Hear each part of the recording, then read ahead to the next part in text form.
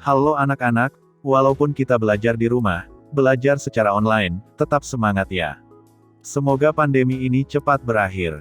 Jaga kesehatan selalu, patuhi protokol kesehatan, dan semoga kita selalu diberikan keselamatan. Anak-anak, pada hari ini kita akan belajar tema 1, subtema 3, pembelajaran 5, lingkungan dan manfaatnya. Hari ini kita akan belajar macam-macam kelainan, gangguan, atau penyakit otot manusia.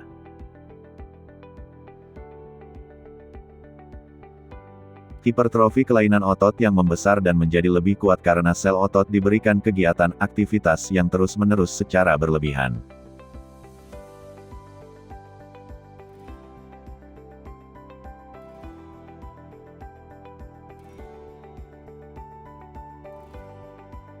Atrofi kelainan otot yang mengecil, lemah, fungsi otot yang menurun.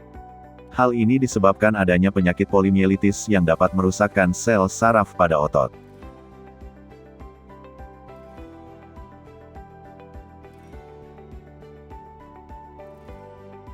Stiff kaku leher kelainan otot karena adanya peradangan otot trapesius leher akibat gerakan yang menghentak secara tiba-tiba, salah gerak.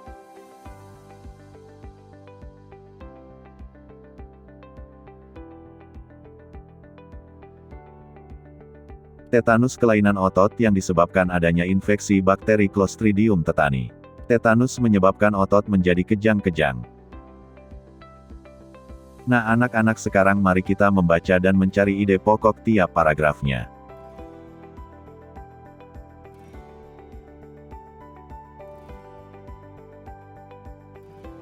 Salah bantal, sudah 2 hari ini. Leherku sakit, kepalaku tidak bisa menengok ke arah kanan secara lurus atau ke belakang. Setahuku, ini penyakit salah bantal. Apa itu salah bantal? Ketika bangun tidur, ada orang yang pernah mengeluh lehernya sakit dan tidak bisa digerakkan, bisanya hanya menoleh ke sisi tertentu saja, ke kanan atau ke kiri. Keluhan tersebut kerap kali diistilahkan sebagai leher tengeng atau nyeri leher. Ide pokoknya adalah, sudah 2 hari ini, leherku sakit.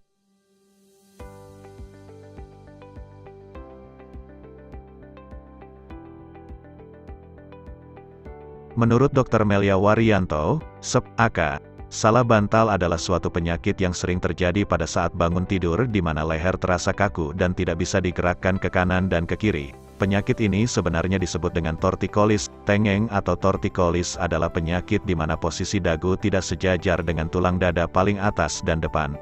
Dagu hanya bisa miring ke kiri dan ke kanan. Ide pokoknya adalah, salah bantal adalah suatu penyakit yang sering terjadi pada saat bangun tidur di mana leher terasa kaku dan tidak bisa digerakkan ke kanan dan ke kiri.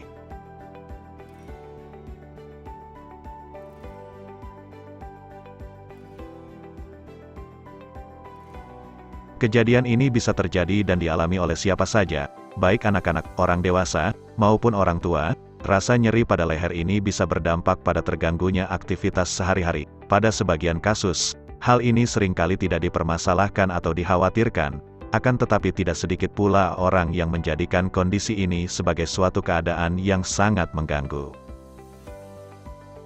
Ide pokoknya adalah, kejadian ini bisa terjadi dan dialami oleh siapa saja, baik anak-anak, orang dewasa, maupun orang tua.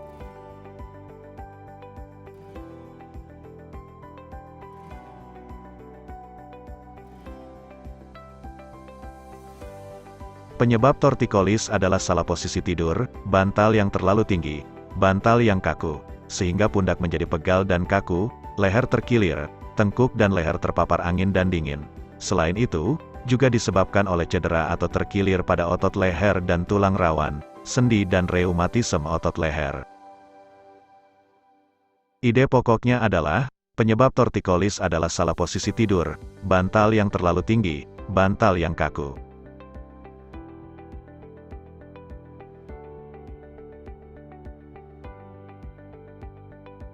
Nyeri leher juga bisa muncul karena aktivitas terus-menerus yang dilakukan dalam waktu yang lama, salah posisi duduk, dan terjadi kecemasan atau stres.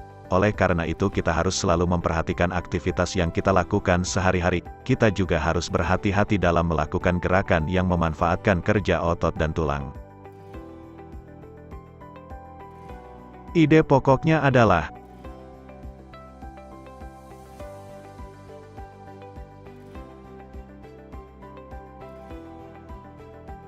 semua orang bisa mengalami nyeri. Hal ini disebabkan karena postur tubuh manusia yang berjalan tegak lurus. Posisi kepala di atas ditunjang oleh otot-otot leher dan tulang belakang. Jika otot-otot penyangga kepala tidak kuat dan tidak berada dalam posisi yang baik, maka bagian atas dari tulang belakang akan mudah tertarik dan menimbulkan nyeri. Penyakit ini juga dapat memberikan gejala seperti sakit kepala dan rasa aneh saat menggerakkan kepala. Ide pokoknya adalah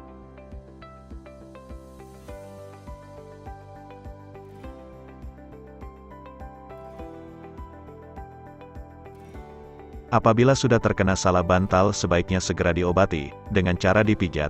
Namun, dalam memijat harus dilakukan secara hati-hati, jangan sampai justru menimbulkan masalah lain. Seperti salah urat, pengobatan ini harus segera dilakukan agar tidak mengganggu aktivitas sehari-hari.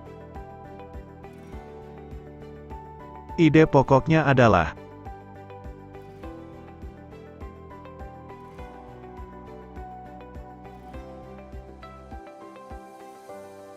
selain dengan memijat, sakit nyeri pada otot leher dan otot-otot pada bagian tubuh lainnya dapat diobati dengan menggunakan obat-obatan khusus untuk otot. Banyak macam dan jenis obat untuk sakit otot, ada obat alami dan ada pula obat kimia. Kita pun juga dapat melakukan perawatan sendiri di rumah, misalnya dengan mengompres, menempelkan koyo hangat, dan mandi air hangat. Ide pokoknya adalah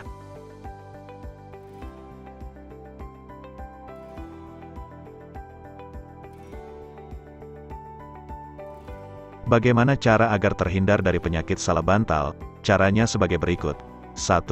Posisi tidur harus nyaman. 2. Jangan menggunakan bantal yang terlalu tinggi dan keras. 3. Jangan tidur dengan memakai kipas angin yang langsung menghadap tubuh. 4. Pada saat tidur, sebaiknya tidak satu posisi saja, bisa miring atau terlentang. 5.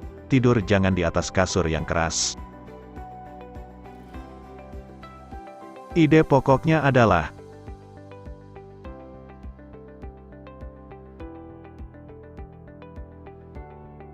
nah anak-anak, masih ingat apa itu komik? Agar dapat membuat komik dengan baik, selain kamu harus mengetahui arti komik, seperti yang sudah kamu pelajari sebelumnya, kamu juga harus tahu ciri-ciri komik yang baik. Ciri-ciri komik. 1. Hadir untuk menyampaikan cerita, pesan dan informasi disampaikan dengan menggunakan teks dan gambar. 2. Proporsional. Keberadaan gambar dan teks yang berimbang membuat pembaca komik seakan-akan terlibat dan berperan langsung ke dalam cerita. 3. Menggunakan bahasa percakapan. Bahasa yang digunakan adalah bahasa sehari-hari yang mudah untuk dipahami.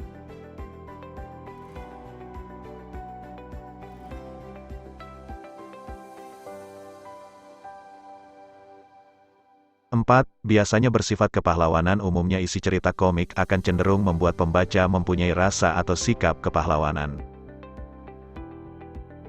5. Penggambaran watak secara sederhana. Penggambaran watak dalam komik dibuat secara sederhana agar pembaca mudah memahami isi cerita dan menangkap pesan yang akan disampaikan dalam cerita. 6. Menyediakan humor. Kata komik berasal dari komik yang berarti jenaka. Humor dalam komik disajikan secara lugas sehingga akan mudah dipahami pembaca dan biasanya humor yang disajikan sering terjadi dan ada di masyarakat.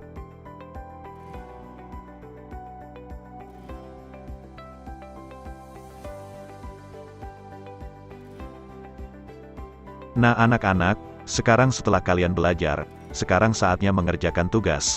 Tugasnya adalah menentukan ide pokok di setiap paragraf, pada bacaan salah bantal. Selamat mengerjakan ya, sampai jumpa pada pembelajaran berikutnya.